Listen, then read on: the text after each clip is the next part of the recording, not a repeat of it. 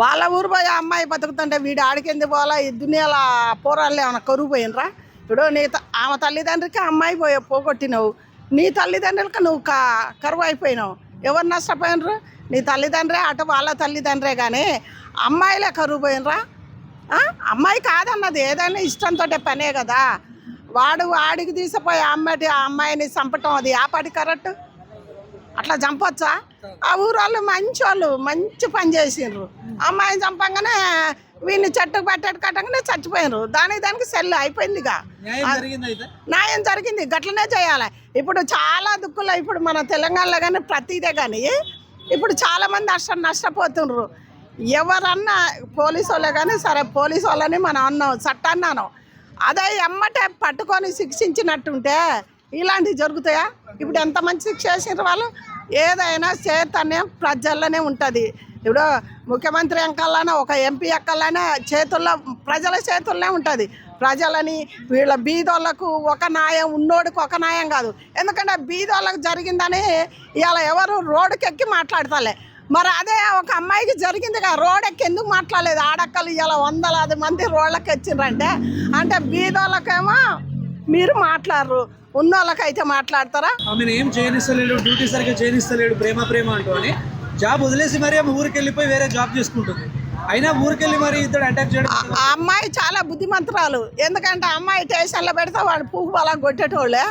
ఎందుకులే నా ఊరు నేను పోయి అది చక్కగా బతుకుతుంటే ఆడపోయి పోరగాడు ఆడపోయి దాన్ని చంపుడు ఎక్కడిది? ఇప్పుడు నువ్వేమైనా బతుకున్నవారా? ఎందుకంటే పల్లెటూరు వాళ్ళే మంచోళ్ళు. ఇవాళ రేపు అలాంటి వాళ్ళు ఎమ్మటే శిక్ష వేస్తున్నారు కాబట్టి మంచిగా శిక్ష వేసిండ్రు. కానీ పాపం వాళ్ళ తల్లిదండ్రికి ఒక్కతే బిడ్డ కావచ్చు, ఇద్దరే బిడ్డ కావచ్చు, వాళ్ళ తల్లిదండ్రికి ఎంత బాధ. ఇవాళ నీ కారణంగా 2 జీవితాలు, 2 కుటుంబాలు పాడైపోయినాయి. పిల్లలు ఎందుకు ఆలోచించుకోవట్లేదో అర్థం కావట్లేదు.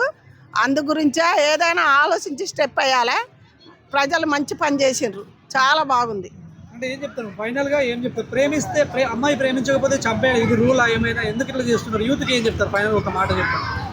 యూత్కి ఏం చెప్తామంటే ప్రేమించాలి. నీ మీద ఆ అమ్మాయికి ప్రేమ లేక వదిలేయాలి, దాని జగాలు అది బతుకుద్ది. నీ మీద ఒకవేళ ఇష్టం ఉంటే మీరు పెళ్లి చేసుకోవాలి. కానీ కుట్రాలు కుతంత్రాలు చంపుకోటాలు అట్ట పెట్టుకోకరి. లేకపోతే తల్లిదండ్రి నుంచే పిచ్చిదాన్ని తెచ్చినా పెళ్లి చేసుకొని జీవించండి. కానీ మిమ్మల్ని చంపుకుందానికో బొంద పెట్టుకుందానికే తల్లిదండ్రి కనలేదు. ఇప్పటికైనా ఎలుగులోకి ఈ అబ్బాయిలు వస్తే బాగుంటుంది. ఎందుకంటే ఎక్కడ విన్నా కానీ ఇవాళ రేపు ఏమొస్తుంది? ఇప్పుడు న్యూస్లలో యూట్యూబ్లో చంపటాలు చంపుకోటాలు రేపులు. చెప్పండి అమ్మా, అసలు ప్రేమ అనేది ప్రేమించినా చంపుతున్నారు, ప్రేమించకపోయినా ఇప్పుడు చూసినాం చంపుతున్నారు. అసలు అది అవసరం అంటారా యూత్ కంటే? అది అవసరం కాదు. ఎందుకంటే నీ తల్లిదండ్రి కన్నది ఎందుకు? మమ్మల్ని ఎప్పుడో ఇంత గంజి పోతారో బువ్వ పెడతారో, నా కొడుకు పెళ్లి చేస్తే మనవాళ్ళు మనవరాలతోటి నిండా నూరేళ్ళు బతకాలని తల్లిదండ్రులు ఆశపడతారు. ఆ తల్లిదండ్రుల ఆశలు ముక్కలు చేయకుండా మీ ప్రేమించుతానో అమ్మాయి ప్రేమించింది, లేకపోతే నీ తల్లిదండ్రులు ఎక్కడో ఒక్కడ చూసి మీకు పెళ్లి చేస్తారు కదా. నువ్వు రెక్కల మీద పెళ్ళాన్ని చేసుకునే కెపాసిటీ ఉంది కాబట్టి అలాంటి పనులు చేయకు. నీ తల్లిదండ్రే నష్టపోతారు. నష్టపోయేది ఫస్ట్ నీ తల్లిదండ్రే. అలా కాకుండా అలా చేయకు. ఇష్టం లేకుండా నీ తల్లిదండ్రు అమ్మ నేను పెళ్లి చేసుకుంటే ఎవరో ఒక పిల్లని పేదంటే దాన్ని చేసుకో, ఇంకా చాలా బాగుంటుంది. ఎవరో ఉన్న అమ్మాయో లేని అమ్మాయి ఏదో అమ్మాయి. ఎందుకంటే అందరు అమ్మాయిలు ప్రేమించరు కదా. అందరు అమ్మాయిలకు ఎందుకంటే తల్లిదండ్రులు వెనక మాకు ఫ్యామిలీ ఉంటుంది. నేను ఇలా చెయ్యనని చెయ్యరు వాళ్ళు. అటువంటి వాళ్ళని బలవంతం చేసి చంపేది ఎక్కడిది వీడు? ఇప్పుడు అదే అంటానా, అసలు అమ్మాయిని బలవంతం చేసేది ఎక్కడిది వీడు? అవునా కాదా? లంచోడుకుని మంచిగా చంపినరు. ఇలా ఎవ్వరు చేసినా వాళ్ళని ఎమ్మటే కట్టేసా లేకపోతే సూట్ చేసా ఊరి శిక్ష వేయాలని కోరుకుంటున్నాం. అదే మరి మంచి న్యాయం అయింది కదా. గట్ల చేస్తే ఎంత బాగుంటుందయ్యా, అవునా కాదా? అరెస్ట్ చేసిన జైల్లో ఏంది? పెళ్లి కొడుకుని ఏసీలో కూడా ఉంచుతారు. ఉన్నోన్నైతే, లేనోన్నైతే ఏదో పురుగులన్నా బొరుగులన్నా పెట్టో ఏదో ఒకటి చేస్తారు.